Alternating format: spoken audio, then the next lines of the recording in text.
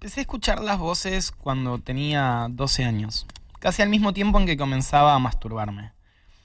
Eran voces dentro de mi cabeza, voces rústicas y amables, que no me decían haz esto ni tampoco haz lo otro, sino que conversaban entre ellas. Conversaban entre ellas sin dirigirme la palabra. Yo a veces les decía, hey, estás en mi cerebro, al menos prestame un poco de atención. Pero como si pasara el tren, ellas seguían hablando de sus cosas y me ignoraban.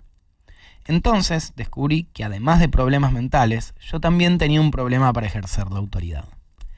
Mis voces internas en aquellos tiempos habían tomado mi cabeza como un punto de reunión, como si se tratase de un bar por las tardes o un club social de pueblo. A eso de las 3 comenzaban a llegar, primero el de la voz gruesa, después el que hablaba de maravillas de la dictadura, más tarde los hermanos mellizos, que juegan al dominó por telepatía, y casi anocheciendo el viejo cartero, el hombre que criaba gallinas ponedoras y el señor que cantaba. Yo regresaba del colegio y me encerraba en mi habitación, bueno, en el baño, a escucharlos conversar. Me dolía en el alma no poder participar de las chácharas, ni secundar sus risas, ni hacerles saber que yo también estaba allí. Por lo general las tardes dentro de mi cabeza eran distendidas. A veces las conversaciones eran jocosas, otras veces de reflexión o política. Muy de tanto en tanto discutían o peleaban, casi siempre a causa del fútbol. Con los años me encariñé mucho con todos ellos, a los que llamaba mis inquilinos. Pasamos tiempos maravillosos, alegres y también tristes. Tú hubieses seguido así, sosegado y analógico, de no ser por un descubrimiento que hice a los 15 años y que cambió el curso de mi vida para siempre. Una tarde estaba oyendo las charlas de mis inquilinos y entonces comenzó a picarme un poquito la tetilla izquierda. Era un picor suave como de mosquito o de pulga doméstica. Me subí la camiseta y comencé a rascarme. Al mismo tiempo que me calmaba el picor, las conversaciones de mis amigos comenzaron a oírse con estática.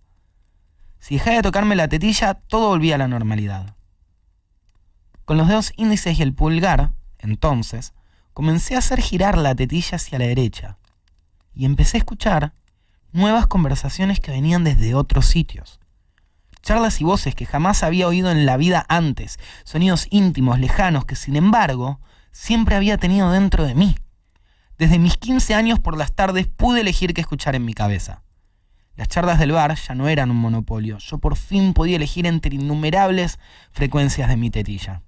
Entonces conocí a la señora viuda que todas las tardes hablaba con su gato, a los adolescentes que ensayaban blues en un garage, al matrimonio aburrido que siempre discutía sobre el clima, al empleado que ensayaba su emisión frente al espejo pero que nunca se atrevía a gritarle su odio al jefe, a mi madre que cosía en la otra habitación recitando en voz baja poemas de León Felipe, al hombre triste que cuidaba de su hermana moribunda y le contaba historias alegres de cuando ambos eran jóvenes y estaban saludables, a los amantes ya maduros que no se atrevían a dejar sus parejas legales para vivir su amor fuera de los hoteles, y también, a veces, volví a oír a mis primeros inquilinos del bar, pero ya menos, porque ahora el zapping era más divertido que sus charlas monótonas de pueblo. Desde que mis voces internas comenzaron a ser digitales y muchas, yo gané en diversidad, pero muy poco en atención. Al tener docenas de opiniones, ya nada me parecía importante. Mientras oía conversar a los amantes, pensaba que quizás los hermanos moribundos estuvieran teniendo una mejor charla. No duraba ni 2 minutos con nadie que ya estaba tocándome la tetilla y buscando una frecuencia mejor. Ahora pasó el tiempo y todo ha ido peor. No hace mucho me puse un saumerio en el gorro y descubrí las voces internas satelitales. Son conversaciones que llegan de todas partes del mundo. Ya no tengo una docena de opciones para pasar las tardes, sino cientos de miles de voces multirraciales y diferentes. Una niña en Irán que se ha caído en un pozo, 2 homosexuales brasileños que se quieren casar en San Francisco, etcétera, etcétera, etcétera. Cada vez me cuesta más encontrar entre esta multitud de voces y frecuencias a mis primeros inquilinos, a los únicos que solía escuchar tardes enteras con la boca abierta antes de esta era digital. Antes de que mis dedos descubrieran la modernidad de mi tetilla izquierda. Por cierto, esta semana tonteando descubrí que en la tetilla derecha tengo el mute.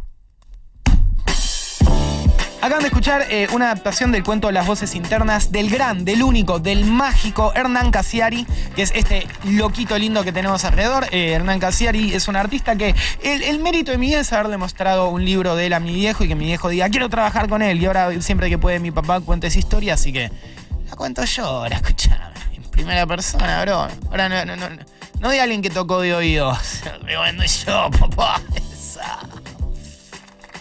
Gracias. ¡Vamos! Literatura, bro. Hay algo de los relatos de Hernán Cassiari que están muy buenos, que es la fantasía dentro de lo cotidiano. Y como también un elemento fantástico maravilloso puede ser que tu tetilla sea una conexión de radio con el resto del mundo. Generalmente cuando pensamos en fantasía, creemos en grandes dragones, en fantasía medieval, en tal vez una niña escondida en una casa que estaba muerta hace 20 años. Hay veces que la fantasía puede ser tan sencillo como, boludo, mi tetilla es una motherfucking antena de radios de voces. Y de repente pensar, ¿cómo sería tu vida? Probablemente no sea tan diferente. Simplemente pases la tarde escuchando estas cosas. Este relato apareció por primera vez en el blog Orsay, que es el blog que tenía el querido Hernán Cassiari, y luego se publicó en su libro 6 meses haciéndome el loco. Siempre le recomendamos que lean autores masculinos, también sobre todo autores femeninos, sobre todo si sos varón, porque la escritura es una manera de pensar, y si sos varón tengo una mala noticia. Pensás como el orto 1 y pensás como varón 2. Entonces, intentemos leer la mayor cantidad de autores que se pueda. Hernán Cassiari, si ya no es una señorita, es un autor que recontra recomendamos porque puede armar con una pequeñez algo increíble.